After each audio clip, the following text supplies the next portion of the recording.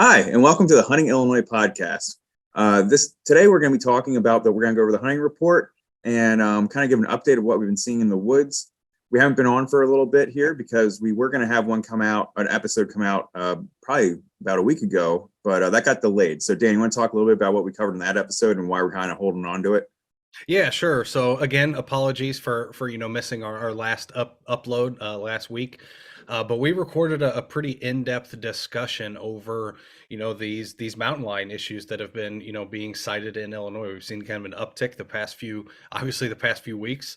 And we just wanted to kind of do a deep dive into the nuances of why we're seeing some of these, pattern shifts, maybe why some of these male mountain lions are starting to shift more, to the Midwest a little bit, expanding their range, just looking for mates or food. And unfortunately, obviously, the day after we recorded this kind of big bulk of the podcast, there was another mountain lion that was actually killed in Illinois. It was hit by a vehicle, and unfortunately, at the time, we just felt like the information that we provided in that last episode that we were going to release was already a little bit outdated, obviously. So we're going to try to wait for some of those more concrete details to come out. I know they've shipped the carcass to the University of Illinois to kind of do a full necropsy, as well as some blood work and do a bunch of those different things. So we'll kind of await till we see the results from that. Again, the necropsy, the blood work, the diet, stomach contents, all that kind of stuff. And we'll kind of rekindle that discussion and bring back a lot of the stuff that we talked about, in our last recording that we haven't released yet. So again, we apologize, but we just felt like it was better to just hold on to that information while we wait for some of these more, nuanced details about the exact situation and this exact animal comes out. And then we'll, kind of re-bring that conversation up and kind of discuss about it then. But we did feel like, obviously, like Jason mentioned, we wanted to get an episode out. Obviously, it's kind of mid-November or early to mid-November. This is kind of what we're all waiting for. So we wanted to at least get together and get a decent podcast out. So we're going to talk about what we've been seeing in the past couple weeks. We've all been out in the field quite a bit, so we should have some good stuff to share. So this past one correction on that. The lion was hit before we recorded the podcast. It was the one that got captured in right. That's right. Yes, what happened right after, and then we were waiting to see where it went, and anyway. Yeah. Good call. Yeah. Yeah, so we're just waiting for more information. We know what happened to that lion, but now Dan's talking about the one that got hit and is now at the U of I. We kind of want to see what's in its stomach and kind of what information they have about it and be able to provide all that information on top of what we already talked about. Curtis did a great breakdown. More accurate discussion about it, obviously. Yeah. Yep. So moving on to what we're going to talk about today in this podcast, kind of is a season update, and then we'll probably cut in the other hunting report because it's still valid from last episode into this one. So you'll see a splice, and then me and Dan will magically be back in the studio. And wearing different clothes. Yeah, same hats. Same hats. But so keep an eye out for that. But before we get into that, just have you guys gotten out all this past week? How's hunting been? Yeah, I got out quite a bit last week. I had a pass learn to hunt participant come down with me, and we went out on a short mentored deer hunt throughout the week. Obviously, this week, and I know you guys will probably touch on it too when you talk about your experiences the past few days. It was unseasonably warm. Movement was pretty consistent right up against dark. So, the first 30 minutes, the first hour of the day, there was some decent activity, and same with kind of the last hour of the day. Did see a little bit of uptick in activity, but not necessarily seeing the quote unquote pre-rut activity that obviously a lot of us expected the past week and even still right now. Obviously there's a pretty substantial cold front moving coming in about, probably 5 or 6 days, hitting here this weekend. That should really kick things off quite well. But I did notice quite a bit of scraping activity is occurring. Obviously, that's kind of what we expect. I personally have not seen the amount of rubs that I normally see. I'm not really sure what that is indicative of, because I'm still seeing a good number of scrapes throughout the landscape, but not necessarily the number of rubs that I expected. But on my mentor hunt, we did see quite a bit of deer activity. We saw deer just about every sit we had, so at least productive and keep you occupied a little bit. But again, it seemed like we're just not quite seeing that pre-rutting activity. I think once the weather starts to change and we get a couple really cold days, that's going to open things up, and it's going to be, full force ahead. Yeah, and I saw exactly the same stuff that you saw there, Dan. Not a lot of rubs, but a bunch of scrapes that were even still popping up on the landscape as the week went on. And Sure. and yeah, I probably saw literally a handful of rubs, like less than 5 rubs all week long. So yeah, we got out. My dad was in town for the week, and we got out every day.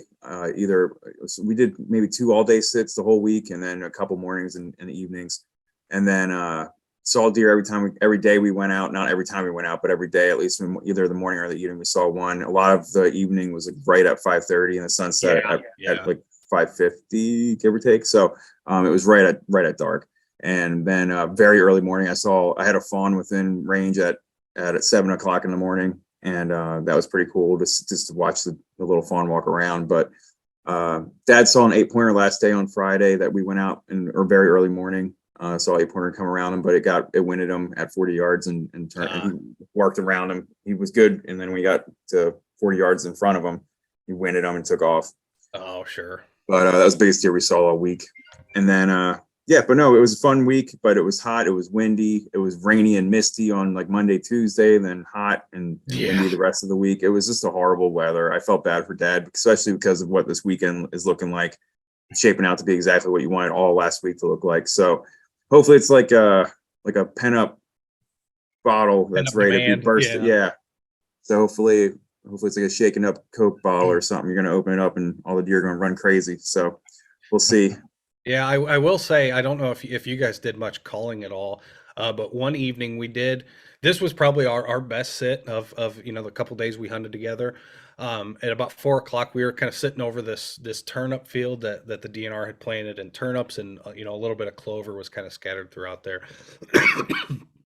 Excuse me. We had a couple does hit the field at about 4 o'clock.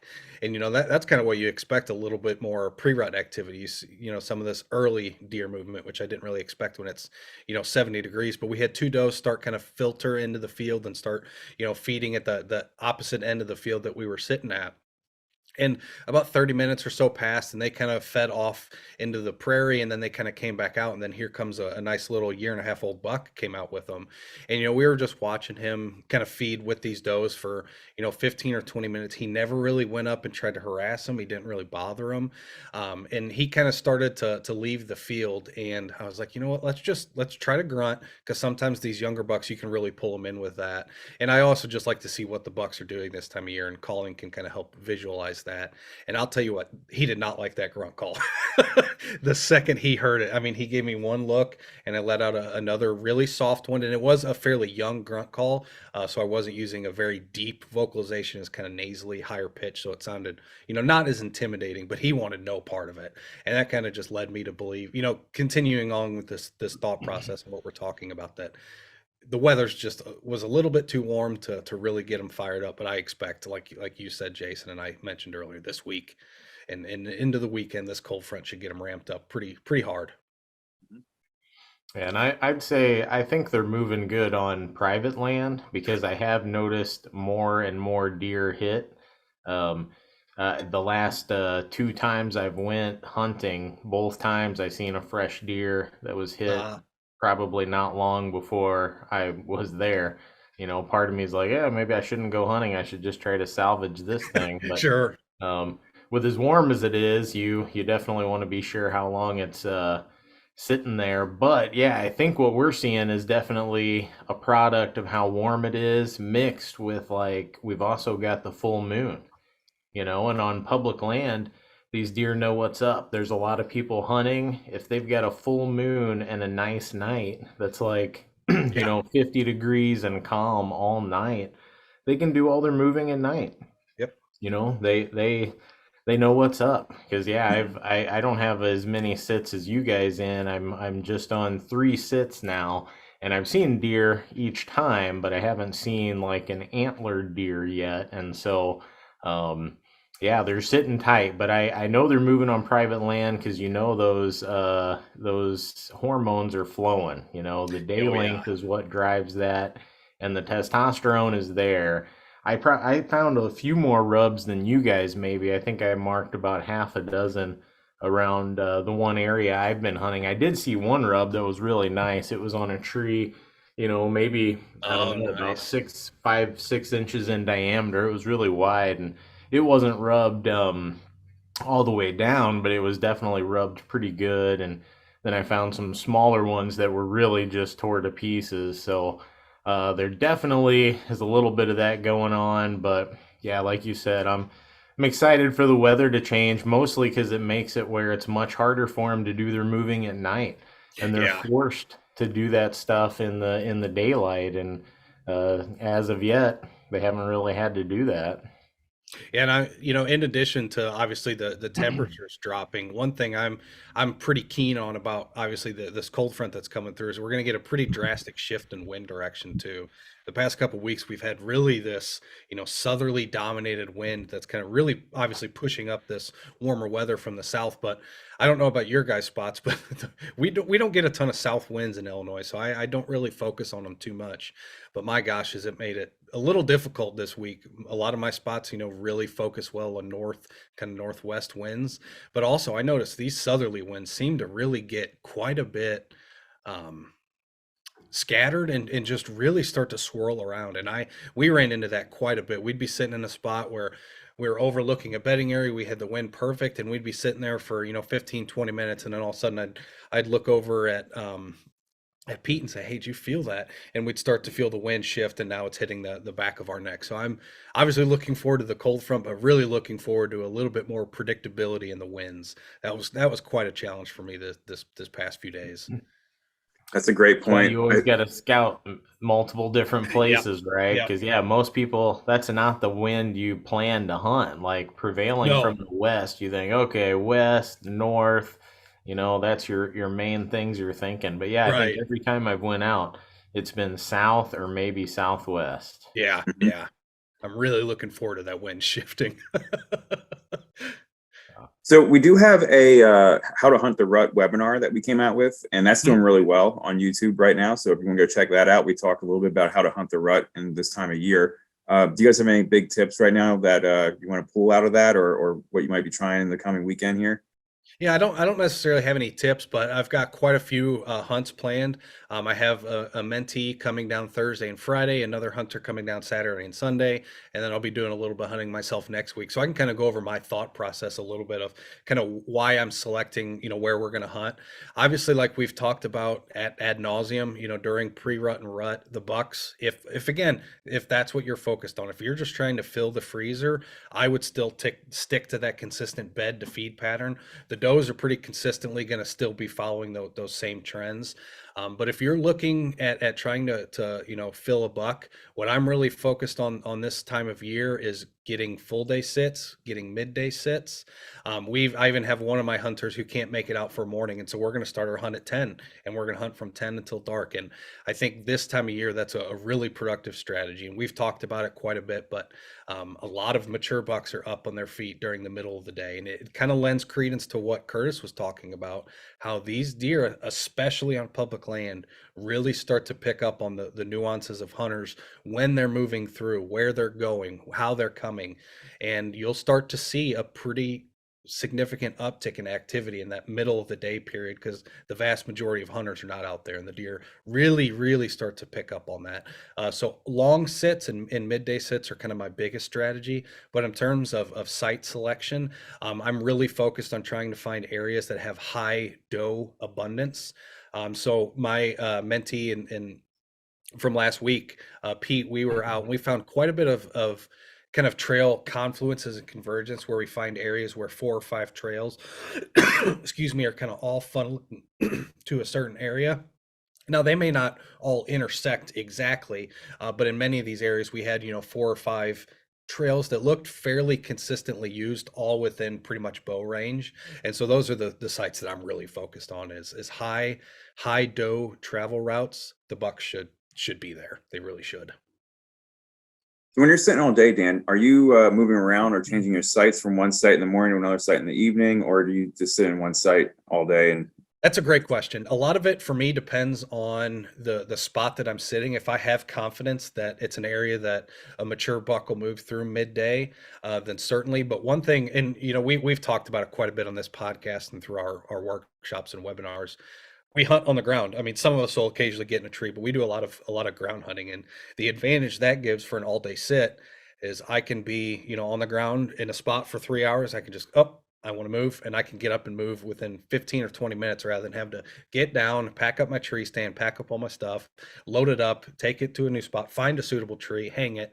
That process may take 2 hours, where on foot I can just go and move. So midday, I actually do quite a bit of moving. I know that may piss off a lot of other Illinois hunters, hearing people moving around during deer season, especially during archery season. But you can be quite productive middle of the day moving, especially if the wind picks up like we had, the past weekend. We had, pretty sustained gust of 20 to 30 and, big gust in the 40s. I like those days for being able to do some still hunting. You can really put that wind in your face, match your movements to when those big gusts come through, and you can really get away with a lot of movement that you may not think you can. So a lot of it just kind of depends where I'm sitting and how my confidence is, whether I'm kind of sitting there all day or if I'm up kind of moving around a little bit.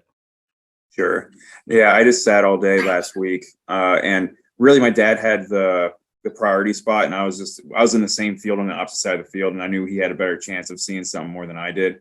But both of us just saw something at 7 o'clock a.m. hour, and we sat all day and didn't see anything the rest of the day, and it was miserable. And we both had climbing stands with us, and we didn't pack them up. My dad got out of the stand and took a nap on the ground. I sat up in my tree stand all day, and he's like, "Why would you do that?" I'm like, "I don't know, man. I don't know." So I just sat. I mean, my knees were killing me by the time. Oh, I'm sure. Yeah, and he texted me. I mean, it was literally like magic hour. Like it was like 5:30, 5:20. And he's like, "Come on, 6:20," because that's when the shooting light was over. And I was like, "Dude, we sat all day for this last hour. Like, don't be texting me." Right. And he's told me, he's like, "Remind me to punch you next time I see you so we don't do this again." I'm like, "All right." So Now, I will say, I'm not sure I would sit on the edge of a field like that all day. Obviously, that's pretty boring. I like yeah, in the woods. it was 'cause you have adjacent. squirrels. It was adjacent to a field. It wasn't on the edge. I mean, Oh, it okay. was a field edge, but we both. I did not have a shot in the field. Like it was like same with him Gotcha. too. Like we both were. But anyway, but yes, you can continue your point. I'm sorry, but yes, No, that was pretty much it. Yeah. It's boring. Yeah. It's very boring. Oh yeah, it's At least in horrible. the woods, you have squirrels, you have a bunch of different birds. In a field, you'll get lucky if you see a vulture or a hawk swing by occasionally. Oh, he was down by the river. He had an eagle and a juvenile eagle land in a tree next to him. Nice. That was pretty cool. That is cool. Anywho, That's very cool. how about you, Curtis? You got anything that you're going to be trying to focus on in the coming week? Well, I mean, I'm hunting a new area to me. This is the first year that I've deer hunted it. So I'm, like Dan said, I'm hunting all on the ground just to be mobile. I've got a climber stand, I've got a hang on stand, and I've got a ground blind, and I've been carrying at least the ground blind with me, but I haven't even taken it out yet because I mean, I'm learning as I go.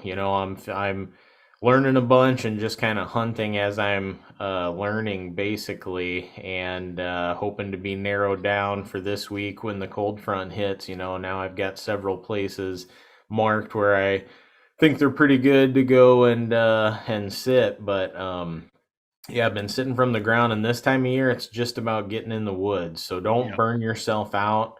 Like we've been talking about, it's easy to do. Somebody last week, if they would have hunted all day, every day of those 70-degree windy days, only seeing deer like at, 6:54 a.m., like, yeah, they're going to be burned out and they're probably not hunting anymore. And so got to find some way to keep yourself in the game and keep yourself out there, keep your confidence up. Yeah, it's like you said, Dan, if you got a spot, you've got all the confidence in the world, then yeah, you can sit there and probably be excited. Definitely bring your snacks and something to Mm-hmm. drink and that sort of thing. And, um, if you have to go to the bathroom, just go to I've never worried about it. If I have to pee, I'll pee by my stand. I'm already hunting the wind anyway. So Right. what's a little bit more, going on there? But yeah, just stay in the woods because this is the prime time, even though it sucks. It's super warm. It's been windy during the days. We got the full moon. We still got a lot of standing corn out there, a lot of things working against us, but bottom line, it's now or never. It's definitely not going to be any easier after the firearm season. I promise you that. Yeah. Yeah. Yep. Cool. All right. Well, good luck, guys. Yeah. One thing I do want to talk about, I know we talked quite a bit about deer. I do want to talk I know we kind of have the hunting report too. Um, obviously, upland season has started. Waterfowl has in most of the zones. I'm still waiting for, obviously a good push of cold weather. But I do want to talk about squirrels quite a bit. Squirrel activity has really picked up. I don't know if you guys were seeing, I mean, I was just seeing buku's amount of squirrels were out there. And I thought we'd see a little bit more caching. I'm not necessarily seeing that at this point. Just saw and heard a lot of cutting, just kind of picking up hickory nuts and just sitting there cutting on them. But if you've got, middle of the day, at a place where you maybe could squirrel hunt in addition to deer hunting, that may be an option too if you're looking for that little couple hour activity just to kill a couple hours in the middle of the day. The squirrels are quite active right now. I mean, I bet Pete and I could have limited out on just about every spot we sat the past couple days. They are just No, for sure. moving. That's I'm a really great way to curious. keep your confidence up. If you throw in a little squirrel hunt every once in a Yeah. while, at least you're getting some action. You're getting a little bit of game that you can eat, and it's not just boring. You're not Hmm. just sitting there watching the leaves blow. Yeah. Yeah, I mean, I was really curious at how quickly they would rebound if you had a small game broadhead on your bolt or your arrow, and you're sitting there plinking squirrels off, and especially if you're hunting on the ground, you can run over and grab your arrow, possibly depending on Oh, the yeah, setup that you have. I've already shot at 2 squirrels, but Yeah, I yeah. missed. So Yeah. how If how quickly do they they get respond? within like 15 yards, then I switch to my. I Oh, have one small game. It's just a field point, but I switch to that arrow, and because that keeps me. It's another exciting thing about hunting that might keep Yeah. me out there a little bit longer. I'm like, well, maybe I'll get a shot at this squirrel that's running around in front of me, and then all of a sudden here comes a deer. So it could oh, mess me up. It's never messed me up before. So two times this past week, I've had my bow up and almost poked a squirrel in the face with the end of it to be like, "Don't you jump on me!" They're sitting there, they get all like looking like they're gonna jump on you. They're looking at you. They run up and down the branch a couple times, and they're just sitting there eyeballing you, and they're like, "What are you?" And then I'm just like, "Don't get." I literally said out loud, "Don't get any ideas," and I was like, poking them with my crossbow. No, I Yeah. don't think you'll have any issue with it. I mean, when I first started bow hunting, my dad, he never really deer hunted much. He was more into kind of upland and small game. So we would actually go and kind of sit in one of those basket stands together. I'd sit on the left side with my bow, and he'd sit on the right with the 22, and he'd just be up there plinking squirrels. I mean, we never really had any issue with it, and that was with a 22. So I don't think you have too much to worry about. That's If you cool. want I think to you definitely. shoot I them. think you'd limit out if you had a small game Yeah, broadhead and a crossbow. Easy.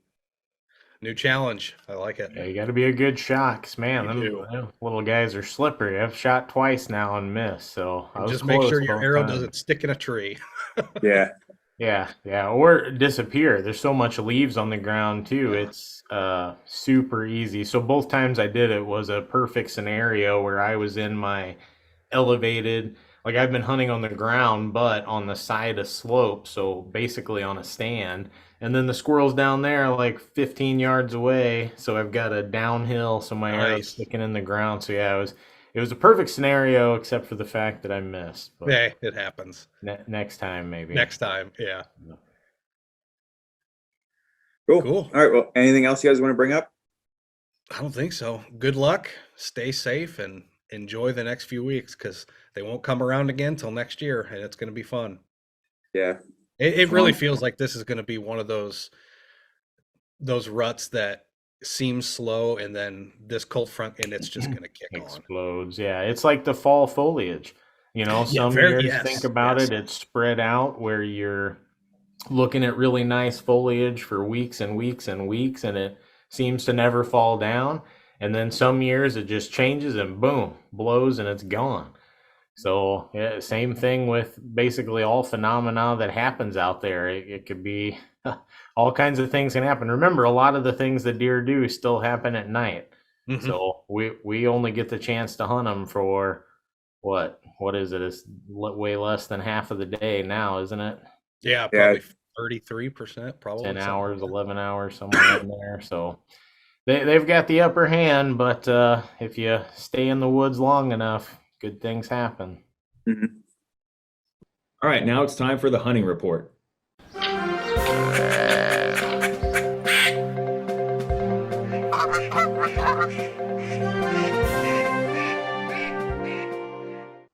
Dan, you want to go ahead with deer? Yeah, so Cool. Deer is obviously the hot topic these days, with rut just right around the corner.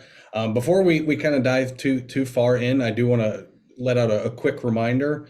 If you have vacation, now's kind of the time to take it. Things are starting to really ramp up. I expect the next few days and basically the next 3 weeks of deer activity to probably be the highest we expect it to be this year. So definitely worth getting out if you're free. And one thing I do want to remind people, especially during this time of year, there's a lot of people that focus on the morning or the evening hunt. This time of year, if I'm going to do a full day sit, this is when I'm doing it. The vast majority of mature bucks that I've harvested during kind of pre-rut and through rut have been, from that midday period.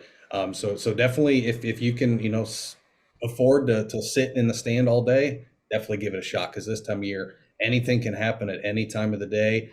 Bucks are starting to really spend time identifying does that are near or in estrus. So they're starting to do a lot of cruising. We're still in kind of this pre-rut phase. The majority of does haven't entered estrus, but they're probably right on that cusp. If it's a bell curve, they're about to fall off to where it's really going to start ramping up. But young buck activity has really started to pick up. I expect the mature bucks to follow in the next few days. Especially, we had through Champaign yesterday and across most of Illinois, we got a ton of rainfall yesterday. So that's kind of one thing I pay attention to during rut, particularly if we have a big rain event that really just, we got a ton of rain. It was hot before. And it was, yes.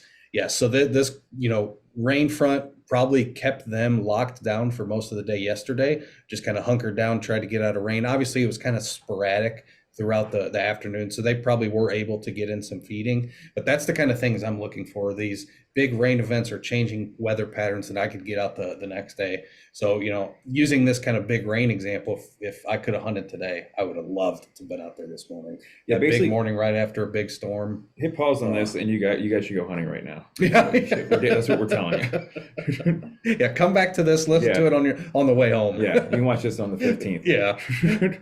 But yeah, things are getting good. I've had a few sits that have, been fairly productive. I could have filled a few doe tags, but I opted to just kind of pass. I'll fill those doe tags at a later date. But I know you had some success last week. If you want to tell us what happened. And sure. So I went out and I was hunting early morning, and I saw about 5 does, and then nothing was in range. And then I got down, and I've had a camera in a spot almost all month, and I haven't gotten a chance to go out and move it. And so I was heading down to that, and saw one doe on a power line and an opening there, and tried to move on her a little bit. And I got within 40 yards of, she was about 400 yards away, and I was able to move up this power line close that distance. Close the distance to about 40. And but the wind was perfect. It was gusting. It was last week, so it was really, really gusty out. And that gave me a lot of confidence on trying to walk up on a deer that day, because she didn't know I was there at all. She was feeding, and then I just keep kind of playing red light, green light with her. And every time she put her head down, I just tried to make up some ground. And then she went into some high stuff, and then I went in there and I actually spooked her out. I got too aggressive and I spooked her out, and I didn't realize how close I was at that point. But then I went and got my trail cam and then moved it to another spot. And I was trying to put it to like a funnel location around the side of a ridge.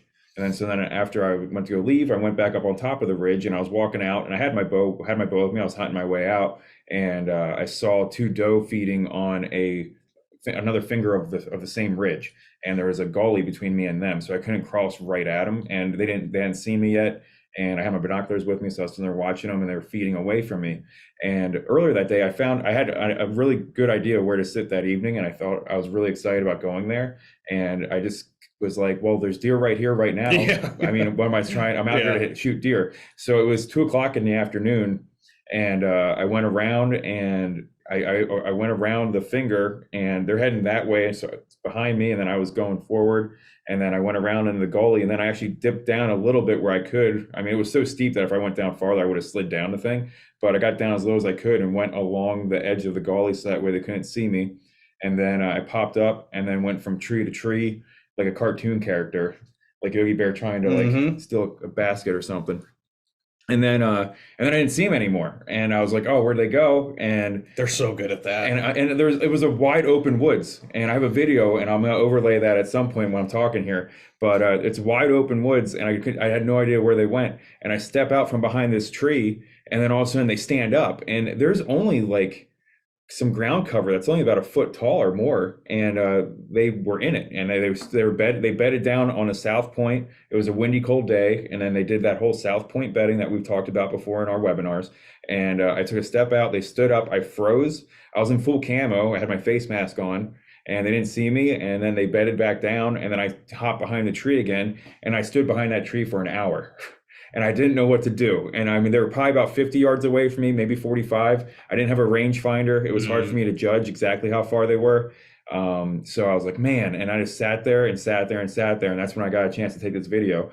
And so you can see in the video where I came from. You can see where on the far ridge where I was at, and then how I walked around, then dipped down underneath that little lip of the finger there, and then came up the gully, and then popped out and went from tree to tree and got to where I am. And then I crawled, after an hour, I crawled out, and was trying to cut the distance even more, because they weren't big trees in front of me, but there were two medium-sized trees that were close to each other where I could use it as a big cover, and they wouldn't be able to see me if I can get the right angle. And so I started crawling, and then when I started crawling, I made noises in the leaves. It was all crunchy out. Oh. And then I kept poking my head around the trees, and then I saw they had stood up. And then so I got ready, and I got my feet in front of me and my knees up, and then one doe came around and walked to 18 yards and was broadside, and I shot her. Nice. And she went about 30 yards down the hill, and my arrow went into I heard it when I shot. I heard a big noise. I didn't know what the heck it was. I thought I hit a bone or something. And then I saw my lighted knot go flying, and I'm like, what just happened? And then when I went over to go for my arrow, it was in the log. It was in a log. So I had a pass-through shot, and it went into a log. And then the power of that must have shot my lighted knock off of my arrow when it hit, and it went flying off into another direction. And then, but yeah, so she only went about 30 yards. I called you guys up, see if anyone wanted to come help me out. And then Curtis came over, and we tracked it. And actually, it wasn't bleeding too much.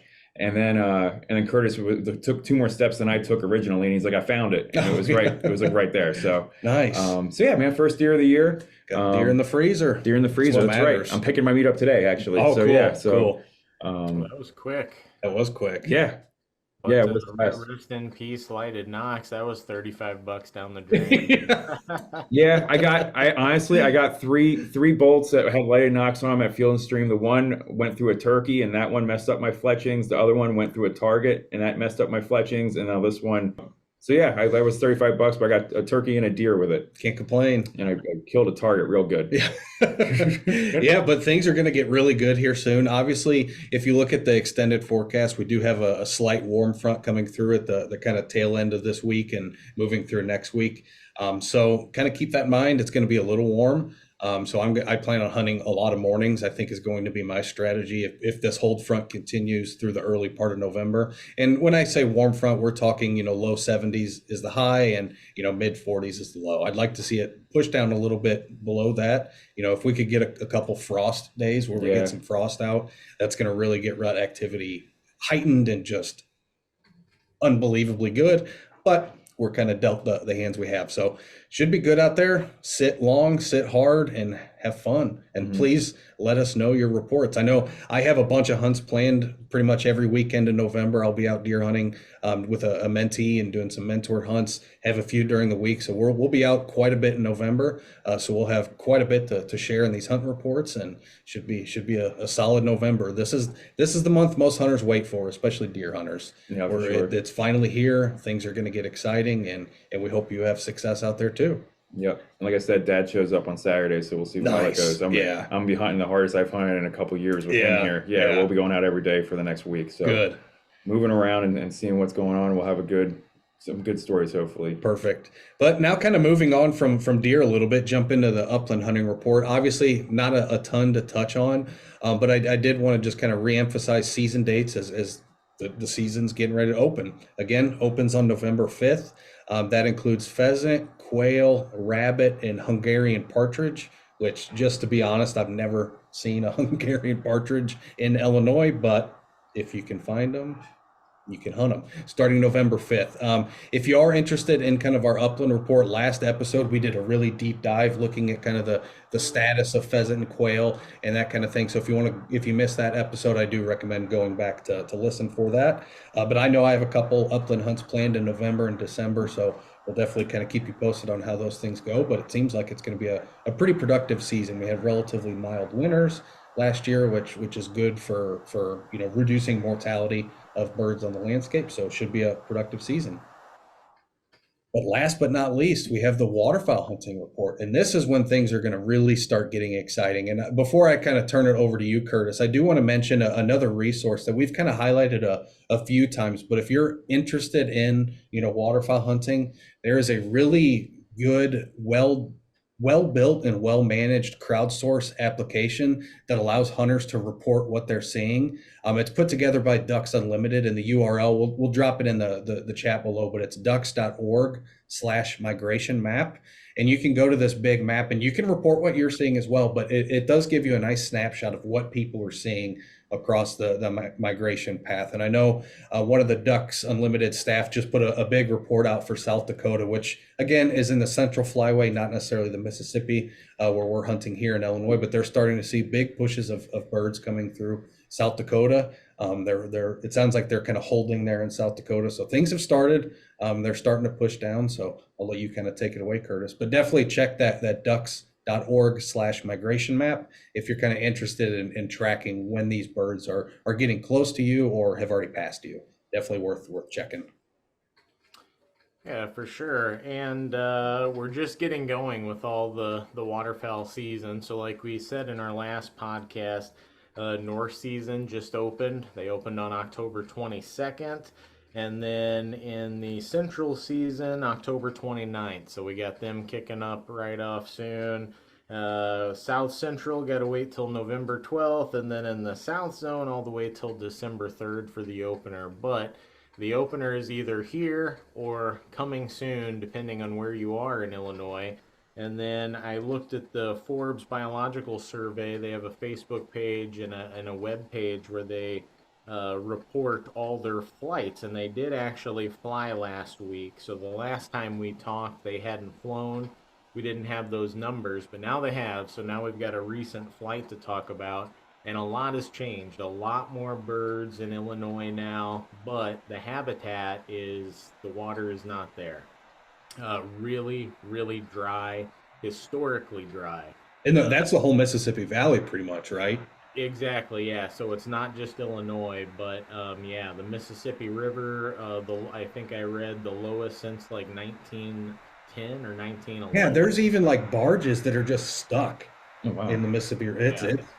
It's crazy. Some kid apparently was just walking along the river and found like a Civil War era bullet casing just laying by the river. And it's like just right there. He just bent over and picked it up. He didn't dig or nothing. Oh. Because it's been uncovered for the first time since 1911, I guess. But yeah, just crazy. So that's the story right now. There's no water, but the birds are moving. Since there's not a lot of water, they're kind of congregated, and in their count, they even noted that like Chautauqua was a really big player. And we were just there a few weeks ago. Yeah, we were. We saw a decent number of ducks, but not a ton. A lot changed when the next front came through. But when you compare it to the long-term averages, actually the Illinois River and the Mississippi River were both above the 10-year Oh, averages for this time of year. So less habitat, more birds. That's I don't know. It's a blessing in disguise because hopefully people are going to have a good opening day, but it also means that these birds might be gone fairly quick, and it's going to then be really interesting to see how long they hang around or if they're just blowing right through. yeah, with the habitat that we have. So we did get a little bit of rain yesterday. I know it was not a ton, but every little bit helps. And we'll see what else we could get. I know a couple big rains here in the next 2 or 3 weeks would probably help out a lot because we've got in general the habitat in Illinois is excellent this year because the moist soil Mhm. units they grew down great and vegetative growth is awesome. But now we need the elemental water, and a lot of these places, even the places that have the capabilities to manipulate water, even places like Chautauqua and Immiquon, we were talking to them, they're having to be creative and basically flood their units backwards this year because their normal water source is it's gone, it's dried up. So a tough time for managers trying to get water out there.